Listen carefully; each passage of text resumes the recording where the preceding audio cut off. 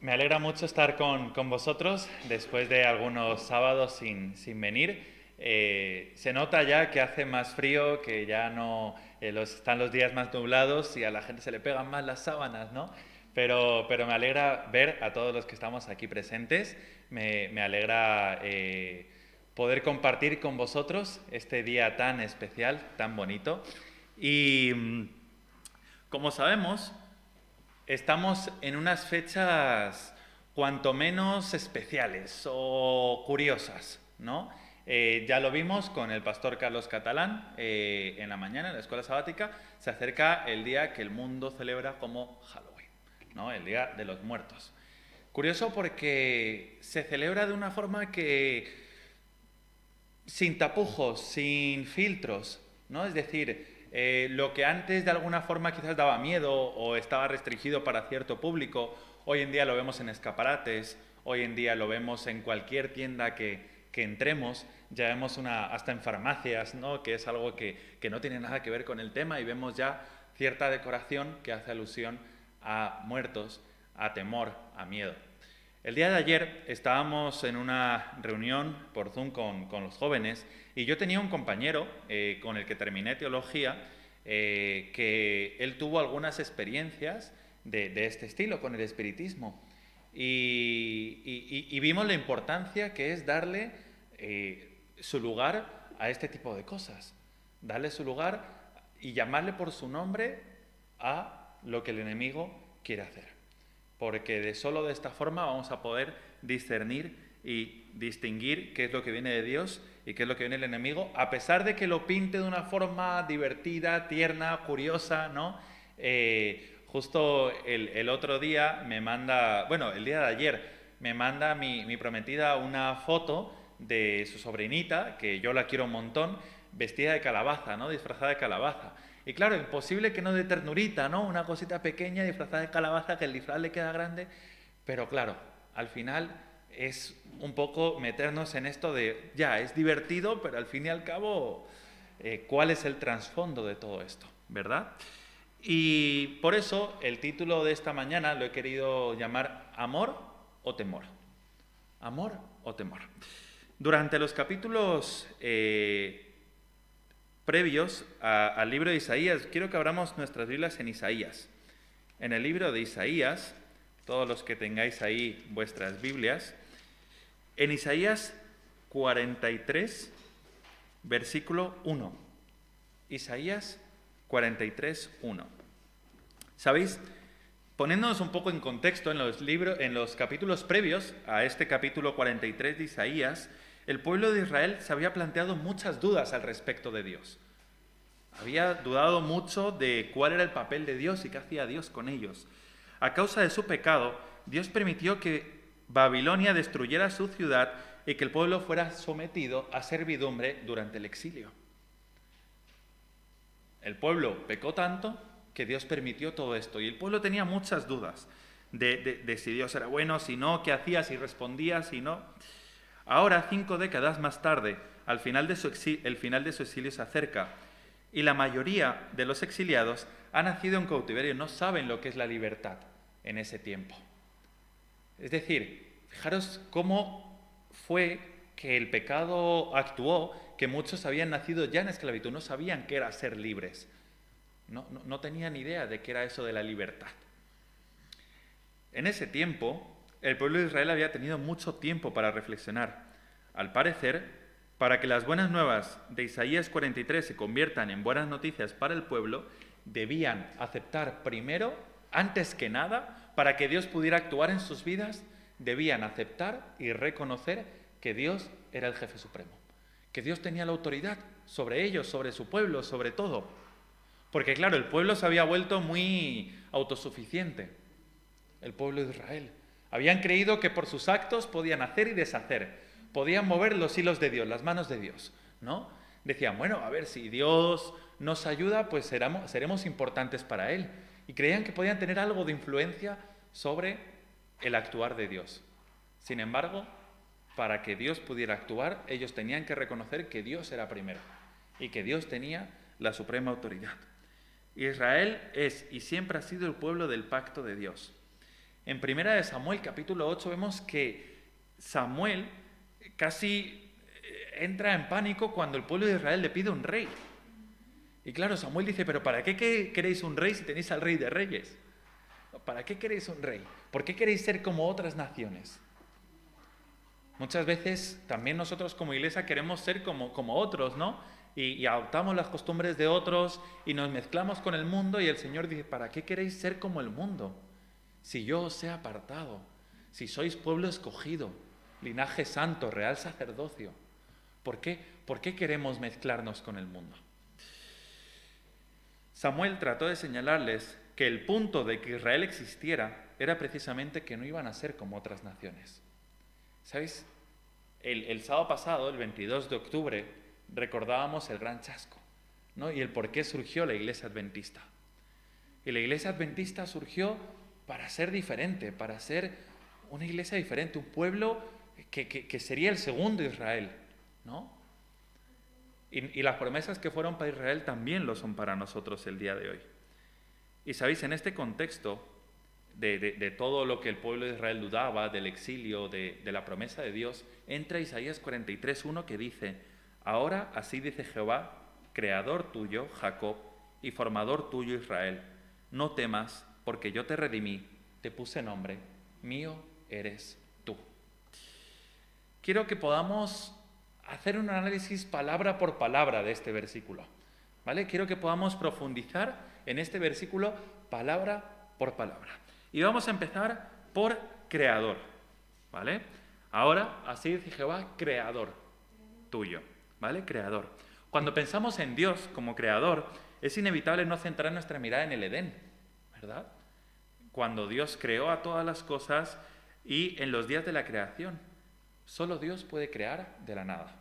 Es el único que de la nada puede hacer algo. ¿Por qué pensáis que Dios, no sé si alguna vez os lo habéis preguntado, ¿por qué Dios creó al hombre en el sexto día? ¿Por qué no lo creó antes? ¿Por qué esperó hasta el sexto día para crear al hombre?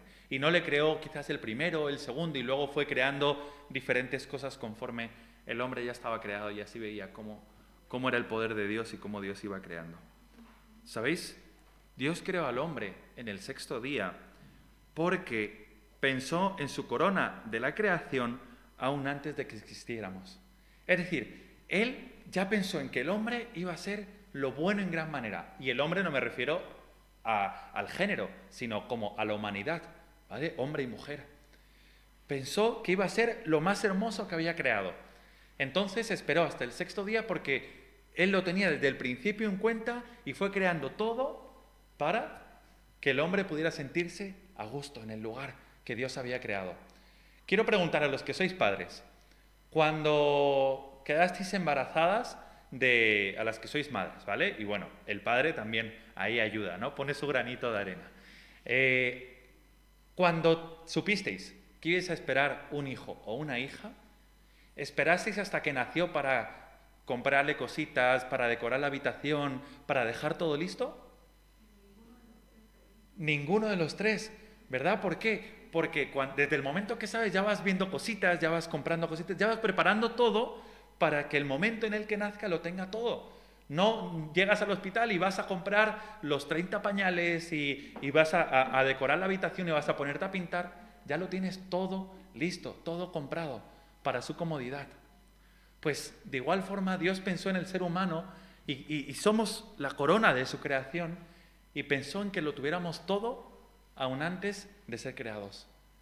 Que el momento de ser formados y que nos diera el aliento de vida pudiéramos tener ya todo el jardín del Edén hecho y creado para nosotros.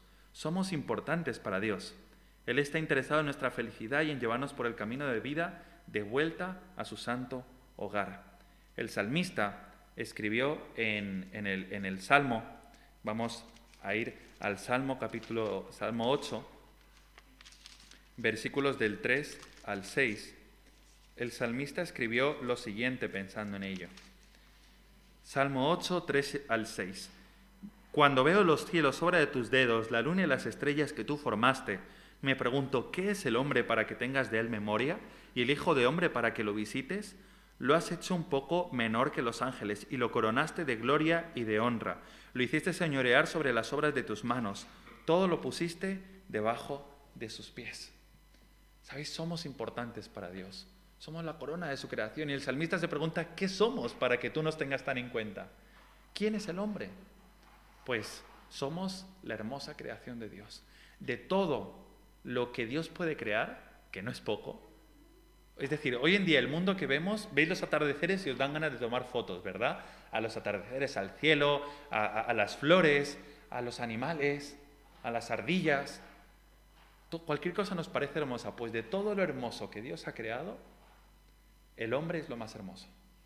Fijaros, o sea, qué privilegio que de un Dios que podría crear lo que sea, nosotros somos lo más hermoso que Él ha creado. El primer día completo de la vida de Adán y Eva, ¿sabéis cuál fue? Un sábado. Un sábado, es decir, el primer día completo que ellos vivieron fue el día de oración a Dios. Qué bonito y cuánto da que pensar de la importancia de este día tan especial, el sábado. Podríamos decir que lo primero que hicieron nuestros primeros padres fue adorar en el Edén, adorar a Dios, descansar en sábado. Y me gusta esta cita de Elena de White, dice en Review and Herald, todo el cielo se interesó profunda y gozosamente en la creación del mundo y del hombre. Los seres humanos constituyen una clase nueva y distinta, fueron hechos a la imagen de Dios y fue el propósito del Creador que ellos poblaran la tierra. Todo el cielo estaba interesado en la creación del hombre, absolutamente todo el cielo. Qué bonito es saber que fuimos hechos por amor de Dios. Sin embargo, todo este hermoso cuadro se rompe ¿por qué? Por el pecado. Por el pecado. El pecado entra en nuestras vidas y todo eso que fue en el Edén creado se vuelve un desastre. Y se vuelve muerte, y se vuelve destrucción, y se vuelve temor, miedo, ansiedad. Pero ¿qué provoca este temor, este miedo, esta muerte? El pecado. El pecado es lo que provoca todo esto. Pero lo que viene de Dios simplemente es amor, es perfección, es hermosura, es paz, tranquilidad. Y es por eso que el gran plan y propósito de Dios es llevarnos a un mundo feliz y restaurar nuestra felicidad eterna a la imagen perdida. Pero para ello requiere nuestra adoración completa, nuestra entrega completa. Él ya tiene el lugar preparado. Fue a prepararnos un lugar. Ya lo tiene allí. Simplemente espera nuestra adoración completa y nuestra entrega sin reservas. A través de Jesús, como dice 2 Corintios 5:17, nosotros somos una nueva criatura. A través de Jesús somos nueva criatura. Jesús hace que podamos volver a esa imagen original a los ojos de Dios. Qué bonito. Y ese es el Jehová, el creador tuyo, que nos habla Isaías 43:1. Vamos a la siguiente parte, que la siguiente palabra que vamos a analizar es Jacob. ¿Vale? Jacob. Todos sabemos quién fue Jacob, ¿verdad? No hace falta recordar mucho de su historia porque la conocemos perfectamente. Dios creó a Jacob. ¿Ok? Dios creó a Jacob. Jacob el suplantador, lo que significaba su nombre. O suplantador o tobillo. ¿Vale? Significa ambas. Suplantador y tobillo.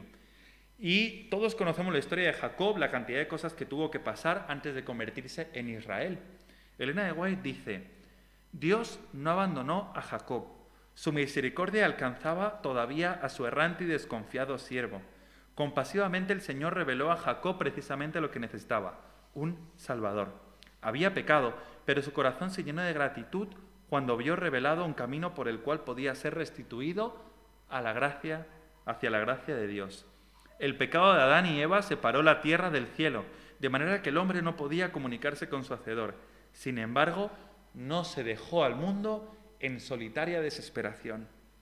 La escalera, que vio Jacob en sueños, representa al mundo y a Jesús en medio, señalado para comunicarnos con el cielo. Si no se hubiese salvado por sus propios méritos, el abismo producido por el pecado, los ángeles ministradores no habrían podido tratar con el hombre caído.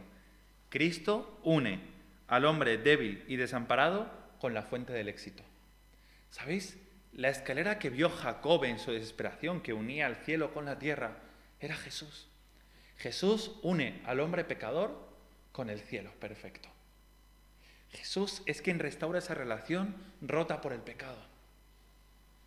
Y esto le quedó claro a Jacob y desde ese momento también que tuvo el encuentro con Jesús, ¿no? Ahí peleando y con el ángel, pues desde ese momento él supo que era perdonado. Él supo que todo su pecado era perdonado. Y entonces pudo también reconciliarse con su hermano y dejar todas las cargas que había llevado arrastrando durante años, que no le permitían dormir. ¿Sabéis? A veces necesitamos pelear con Dios en oración, de rodillas, temprano, en la mañana. Y necesitamos pelear a solas, dejando a nuestra familia al otro lado del río. Una pelea personal con Dios. Lo siguiente que vamos a ver es la siguiente palabra, formador tuyo. ¿Vale? Vamos a hacer una recapitulación. Ahora, así dice Jehová, creador tuyo, Jacob, y formador tuyo. Vamos a ver formador. ¿A qué nos recuerda la palabra formador o formó? ¿Quién te formó? ¿A qué nos recuerda? Nos vuelve a recordar a qué, a moldear al Edén, ¿verdad? No sé cuántos habéis trabajado con arcilla, pero es interesante como la estabilidad que uno tiene que tener y lo delicado que es eso, ¿verdad? Hasta que se vuelve, pues el material duro es delicado y es frágil. La fragilidad con la que está hecha el hombre y la capacidad de Dios para moldear nuestras vidas y aquello que pueda ser irremediable a nuestros ojos, nos recuerda que Dios formó el cuerpo del polvo de la tierra, pero solo la impartición del aliento divino hizo al ser vivo. Algo formado no tiene vida. Cualquier cosa que uno forme con manos no coge vida automáticamente después de formarlo. Es el aliento de Dios el que da vida. Y esto concuerda totalmente con lo que viene después del pecado, que es la muerte. Dios da vida, el pecado trae muerte. Y lo estamos viendo, ¿no? En la lección de este trimestre, los polos opuestos, lo que distancia uno y otro. La vida y el valor del hombre provienen del Espíritu de Dios. Y para Dios tenemos tanto valor como para enviar a su propio Hijo. Nuestra existencia no es una casualidad, sino que es el resultado de un plan previamente armado. Ya está planificado desde antes de la fundación del mundo que Dios enviara a su Hijo a morir por nosotros. Sin embargo, nosotros seguimos centrados en la muerte, en lo triste que es la muerte, en la tristeza que da a perder a alguien aquí, cuando Dios dijo, he venido para dar vida, para que tengáis vida y vida en abundancia. ¿Para qué ha venido? Para que tengamos vida, y no vida en esta tierra de sufrimiento, de dolor, de una vida nueva en el reino de los cielos. Ha venido para restaurar la eternidad, y no para que todo acabe en la muerte, no para estar tristes por la muerte. Yo entiendo, somos seres humanos, emocionales, sentimentales, y la muerte nos afecta a todos, y es normal. Pero hay que recordar que hay algo después de la muerte. Que la muerte trae temor, trae tristeza, trae angustia, soledad, pero Dios viene a dar todo lo contrario. Y aquí es curioso porque cuando vemos a un bebé, vemos la delicadeza, ¿no? Un recién nacido, le vemos en la calle y vemos sus manitas tan perfectas, y vemos sus piececitos, y vemos su boquita y su risa. ¿Y cómo puede alguien tan chiquitín tener vida? ¿No? ¿Cómo puede alguien tan chiquitín reír, llorar, sentir, comer? Pues, pero claro, conforme nos vamos haciendo adultos, vamos perdiendo esa sensibilidad por el ser humano, ¿no? Y por la hermosa creación de Dios y por cómo Dios formó al ser humano. Bien, la siguiente parte es Israel. Es interesante, y no sé si os habéis dado cuenta de esto, pero es interesante notar lo siguiente, y es que vamos a leer toda esta parte porque vamos a ver si os dais cuenta de algo. Ahora sí dice Jehová, creador tuyo, Jacob, y formador tuyo, Israel. ¿Sabéis? Dios creó a Jacob, pero formó a Israel. No es lo mismo, o sea, Dios creó al ser humano con sus errores, con sus fallas, con sus fracasos, con su significado de nombre, que para el judío tenía mucho significado, lo veremos más adelante. Sin embargo, formó a Israel. ¿Sabéis? Dios desea formar nuestras vidas y hacernos alguien nuevo. Que ya no seamos más Jacob, sino que seamos Israel. Él desea cambiar nuestro nombre. Lo aclara Mateo 1:21, que nosotros somos el Israel espiritual. La carta a los Hebreos y los escritos de Pablo están de acuerdo en que desde que Cristo vino en carne y Israel lo rechazó, todas las promesas que fueron hechas por Dios al pueblo de Israel se cumplirán en el pueblo futuro de Dios, independientemente de toda distinción étnica. La calificación que el ser humano necesita, simplemente lo que nosotros como seres humanos necesitamos para recibir las promesas de Dios, es tener fe, y una fe genuina. Es todo lo que necesitamos para recibir las promesas de nuestro Padre Celestial. Esta fe nunca está vinculada a cualquier antecedente étnico o entidad nacional. No es solo un pueblo el que se va a salvar, no es depende de dónde hayas nacido, eres más santo o no, más salvado o no. Es todo el mundo. Esta salvación es para todo el mundo. Es un regalo y una cualidad de vida disponible para todo ser humano. Todo el que lo reclame. Todo el que quiera ser salvo puede ser salvo a través de Jesús. Todas las promesas que fueron hechas a Israel son hechas para nosotros hoy en día. Lo siguiente que podemos leer es: no temas. No temas. ¿Sabéis cuántas veces en la Biblia aparece no temas o un derivado del no temas? ¿Cuántas veces creéis que aparece? 365 veces. Una para cada día del año. Es decir, cada vez que nos pase algo durante el año y queramos tener miedo, el Señor dice: no temas. No temas. Una vez por día al año, 365 veces. Cuando pensamos en cumplir con el plan de Dios trazado para nuestra vida, no solo vemos obstáculos que superar, sino también dificultades, ¿verdad? A la hora de confiar en el Señor, oposición física, oposición espiritual, posibles decepciones, momentos de impotencia, desánimo, sueño. Cada vez que queremos mejorar nuestra relación con Dios, siempre pasa algo. Hay peleas en casa, no hay ganas de venir a la iglesia, con algún hermano hay algo ahí que no está bien. Y cada vez que nos intentamos acercar, algo pasa.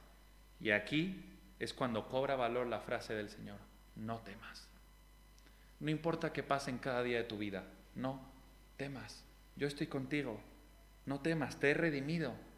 Te he puesto nombre. Mío eres tú. No temas. No tienes que temer a nada de lo que vaya a pasar. La siguiente palabra que vamos a analizar es: yo te redimí. Yo te redimí. Somos redimidos. También otro significado, otro sinónimo de redimir es rescatar. Yo te rescaté, yo te redimí.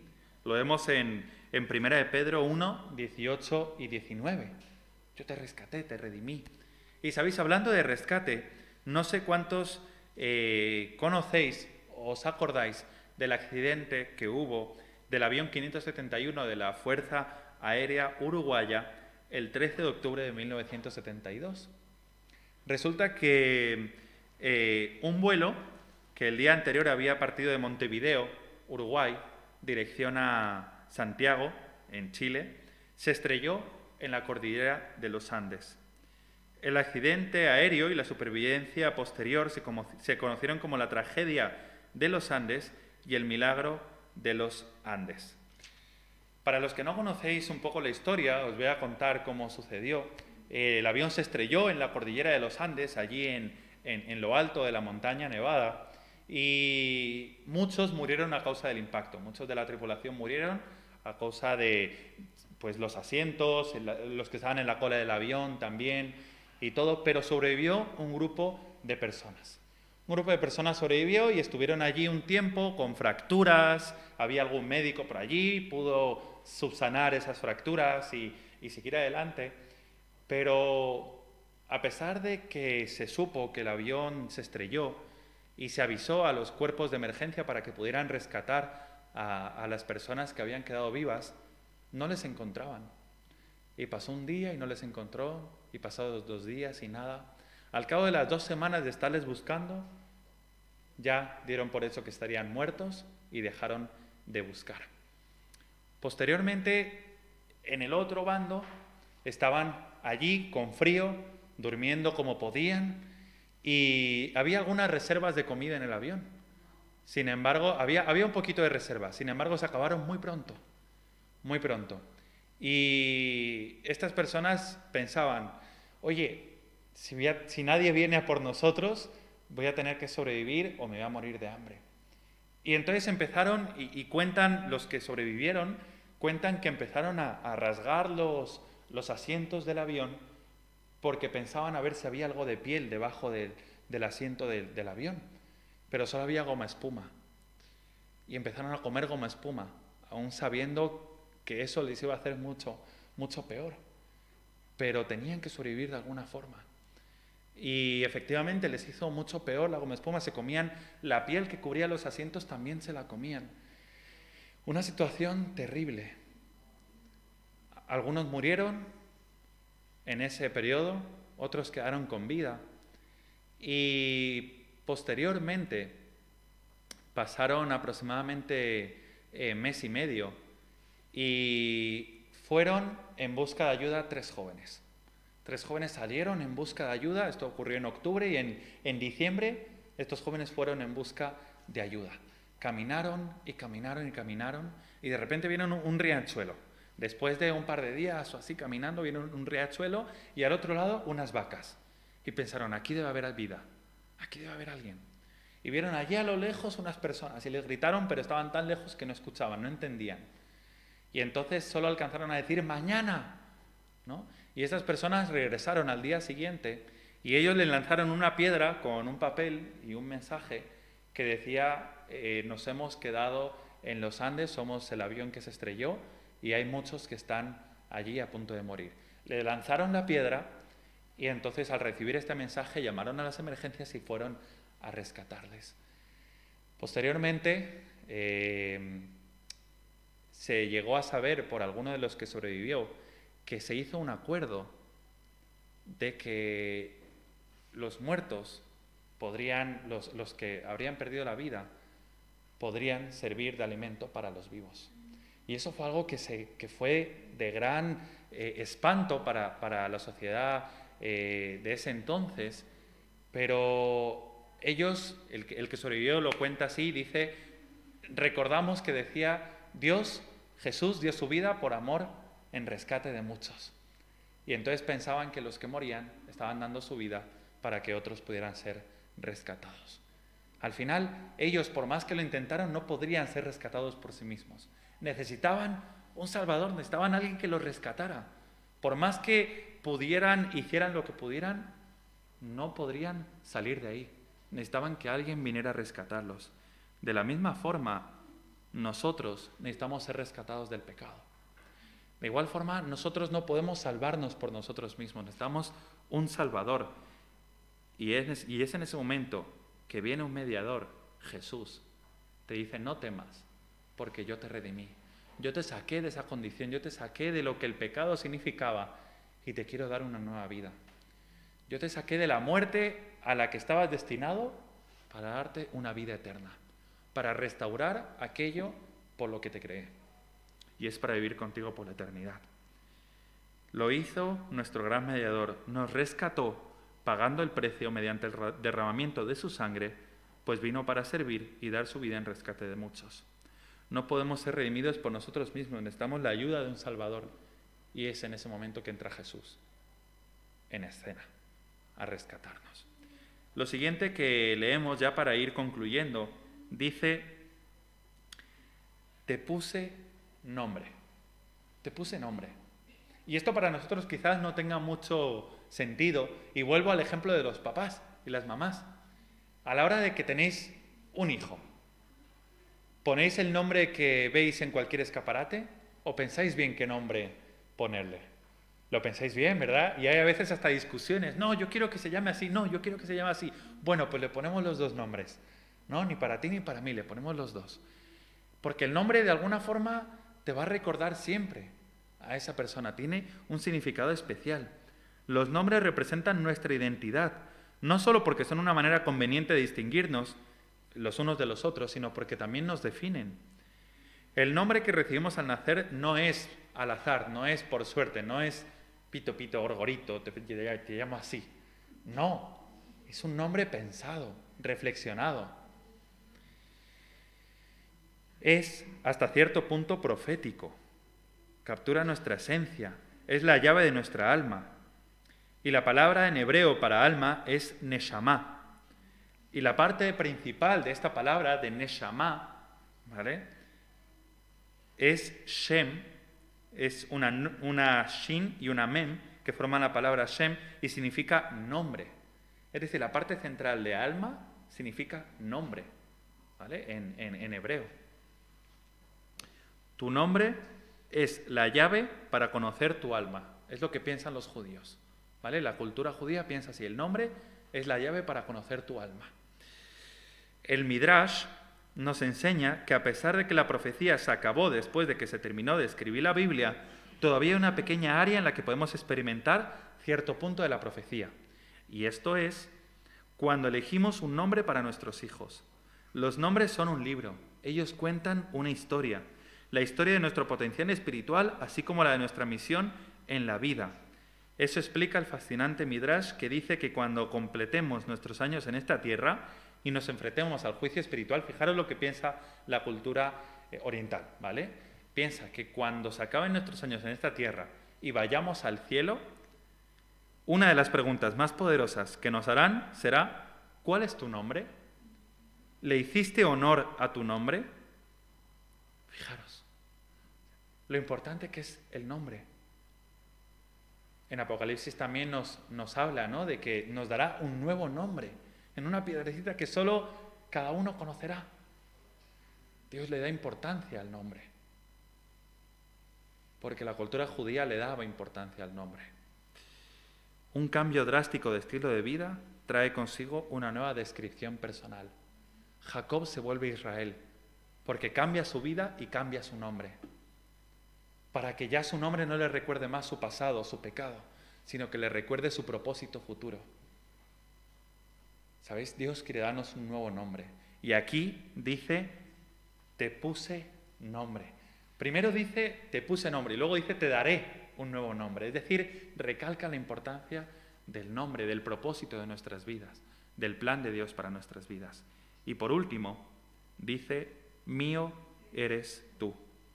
En Salmo 127, vamos a leer el Salmo 127, capítulos 1 al 3. Dice,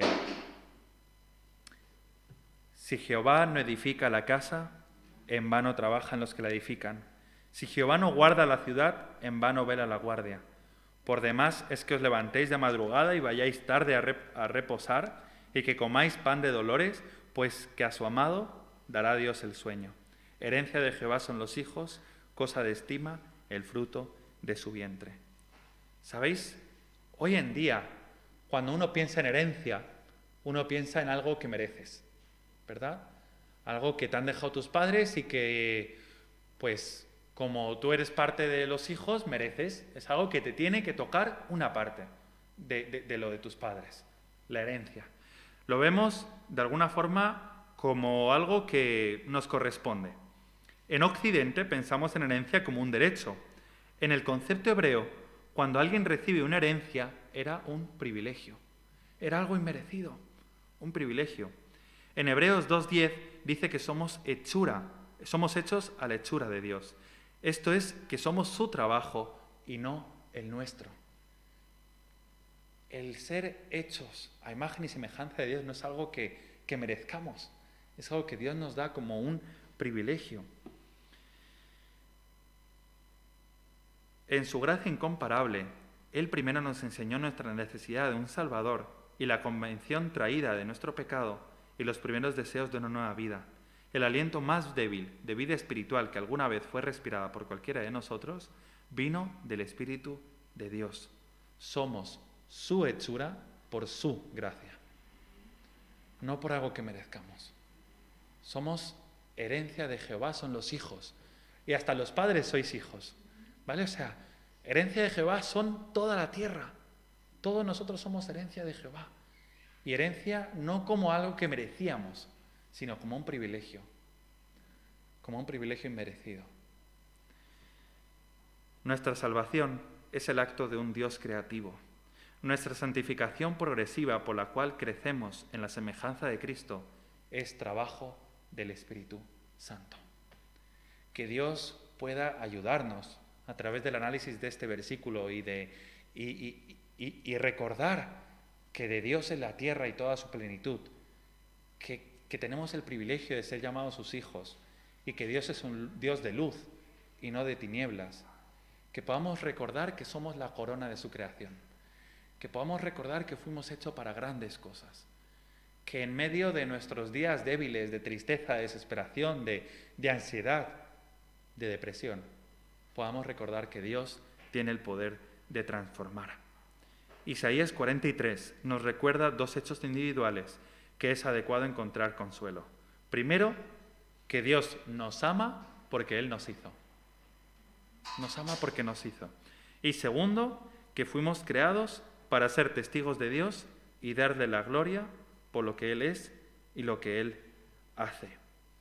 Si nos entregamos por completo al Señor y dependemos cada día de Él, Él nos dará aquello que tiene preparado desde la fundación del mundo.